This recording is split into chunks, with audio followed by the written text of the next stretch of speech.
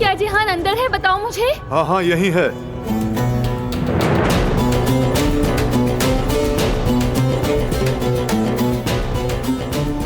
जिहान, तुम ठीक हो? तुम्हें कुछ हुआ तो नहीं? नहीं भाभी, मैं बिल्कुल ठीक हूँ, आप परेशान ना हो।